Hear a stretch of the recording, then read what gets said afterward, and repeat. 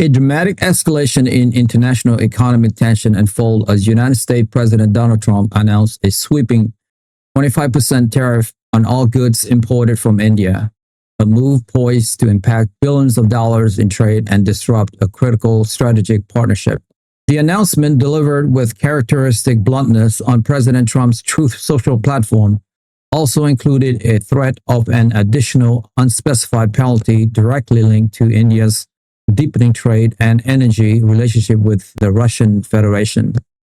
This aggressive posture from the White House plunged the already delicate trade negotiations between the two global powers into a state of crisis and sends powerful signals of the administration's unwavering commitment to its America First economic doctrine.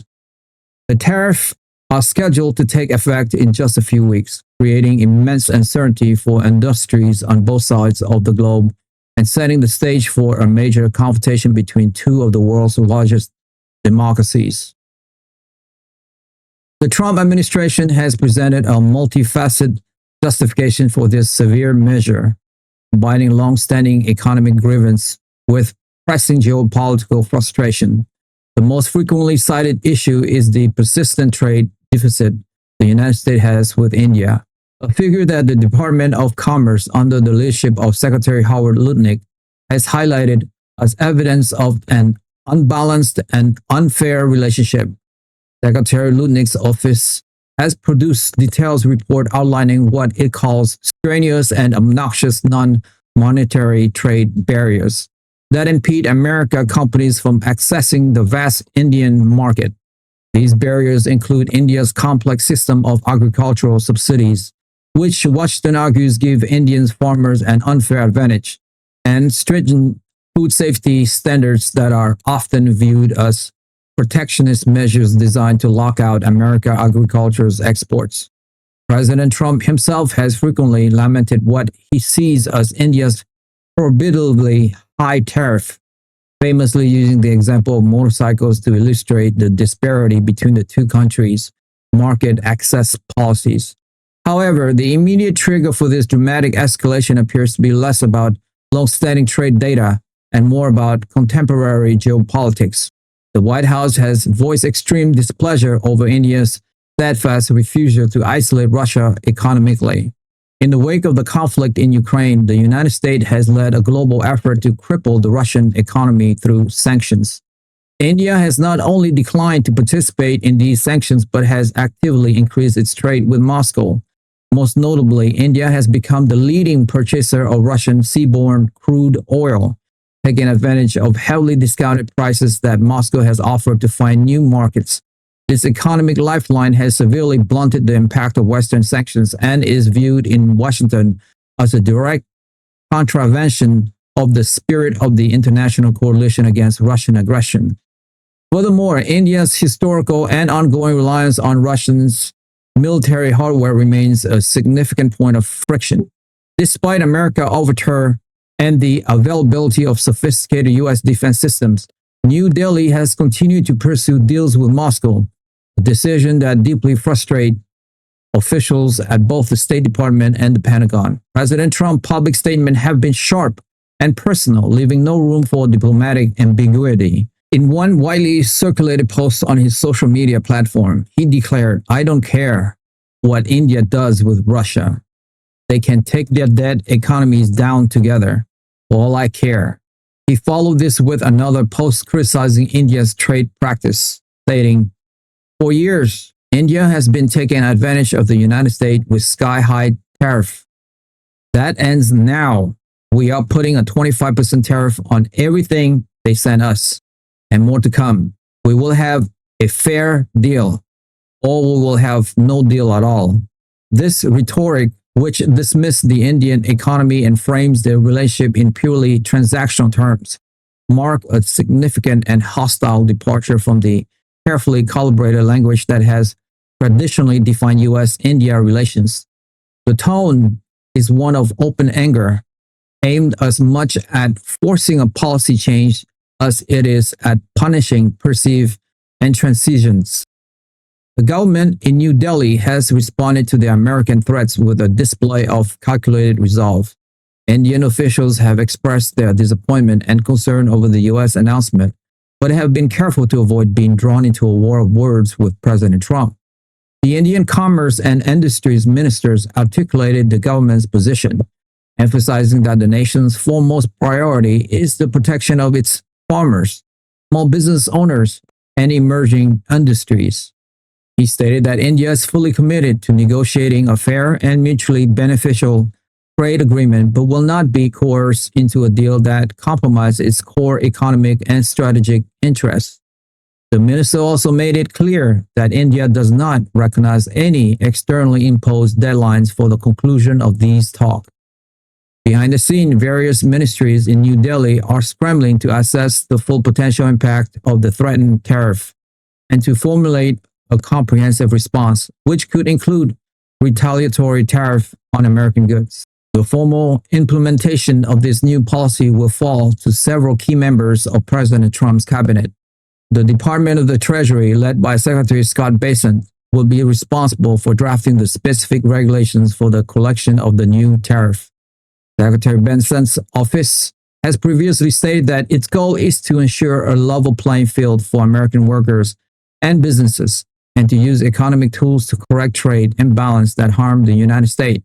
His department would also be tasked with designing and implementing the additional penalties related to India's trade with Russia, a complex task that could involve targeting specific Indian entities that engage in transactions with sanctioned Russian companies.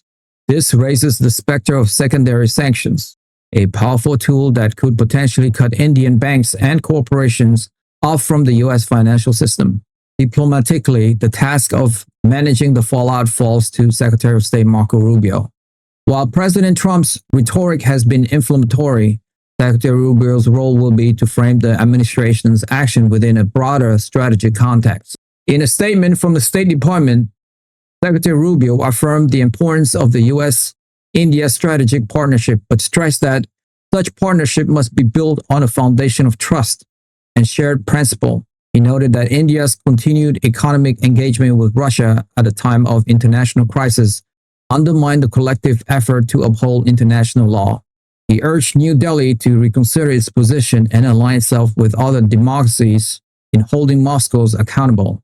This approach attempts to position the trade dispute not merely as an economic disagreement, but as a matter of fundamental geopolitical alignment, increasing the pressure on India to choose a side.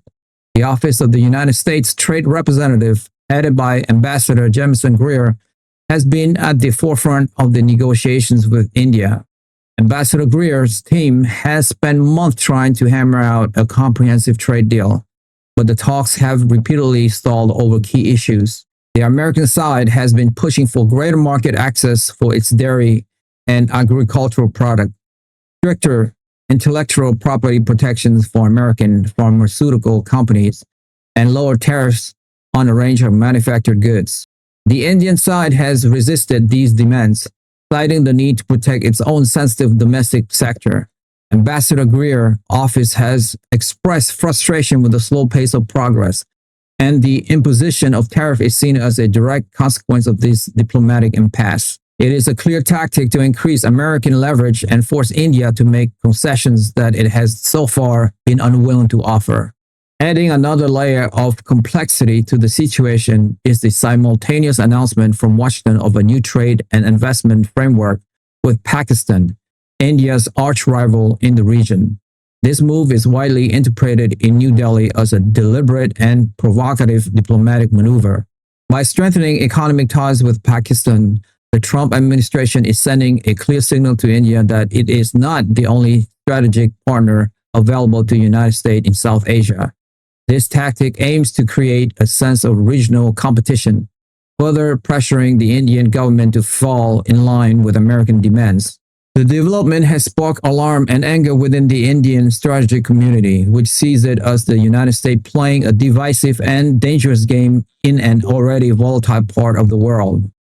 The potential economic consequences of a full-blown trade war are severe for India. The United States remains one of India's largest export markets, and a 25% tariff would be devastating for several key sectors of the Indian economy. The country's massive textile, and apparel industries, which employs millions of people, would be hit particularly hard, as would its burgeoning electronics manufacturing sectors. The gems and jewelry trade, another major source of export revenue, would also face significant disruption. Economists in Mumbai and New Delhi are predicting that a sustained trade conflict shave a significant percentage of India's GDP growth and could trigger a flight of foreign investment as confidence in the Indian market wanes. The uncertainty alone is damaging, making it difficult for Indian businesses to plan for the future or make new investment. For the United States, the impact would be less severe on a macroeconomic level, but would be felt keenly by specific constituencies. American companies that rely on Indian software development and IT services could see their costs rise. Retailers who import large quantities of Indian-made goods, from clothing to home furnishing, would be forced to either absorb the costs of the tariff or pass them on to American consumers in the form of higher price. This could contribute to inflationary pressure within the American economy. Furthermore, any retaliatory tariff imposed by India would harm American exporters, particularly farmers and manufacturers who see India as a crucial and growing market for their products. This escalating dispute does not exist in a vacuum. It is the continuation of a trend that began during President Trump's first term, which saw the United States revoke India's preferential trade status under the generalized system of preferences. While the two countries have also deepened their security cooperation in recent years, particularly through the Quad alliance aimed at balancing China's influence in the Indo-Pacific, the economic relationship has remained a persistent source of friction. The current crisis suggests that for the Trump administrations, the economic calculus has now taken precedence over the strategic one. The White House is signaling that it is willing to risk a major rupture in its relationship with a key strategic partner in order to achieve its specific trade objective. The global community is watching this standoff with considerable anxiety. Other nations, particularly those that also run trade surpluses with the United States, are concerned that they could be the next target of President Trump's tariff strategy. The dispute threatened to further undermine the rules-based international trading system, pushing the world further away from multilateral agreement and toward a more chaotic environment of bilateral power plays. It could also have the unintended consequences of pushing countries like India closer to alternative economic bloc, potentially strengthening organizations like BRICS, which seek to create a financial and trade architecture that is less dependent on the United States and the US dollar. In conclusion, the United States and India are on a collision course, driven by a fundamental conflict between two distinct worldviews. The Trump administration is operating on a transactional America First principle, where trade deficits are seen as a scorecard of economic victory or defeat, and where geopolitical partnerships are conditional on economic reciprocity. India, on the other hand, is striving to maintain its strategic autonomy, balancing its relationship with competing global powers and fiercely guarding its domestic economic interests. The path forward is fraught with difficulty.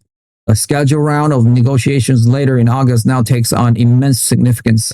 It will be a critical test of whether diplomacy can prevail over confrontation, or whether these two powerful nations are about to enter a painful and mutually destructive trade war, the consequence of which will be felt far beyond their respective border. Many of my listeners, like 70%, have not subscribed to my YouTube channel. And so many of you don't even know that you haven't subscribed. And that is actually what makes the show going. It's almost like you're making a donation to the show. So that's why I ask again and again, because it enables us to grow and grow and grow. And we're going for the long haul here. And listen, if this is your first time listening to World Global Conflict, you don't have to subscribe. You guys, your first one's on me. But if you have watched this show before, it's like you are freeloader now. So all I would ask you is, if you have seen this show before and you like it, help me, help my team here. Hit that subscribe and like button now, and we will continue to build the show for you. That I swear. Thank you to all of you guys who have subscribed. It means a lot to me. Thank you so much. That's all for me for today. I will see you soon. Bye for now.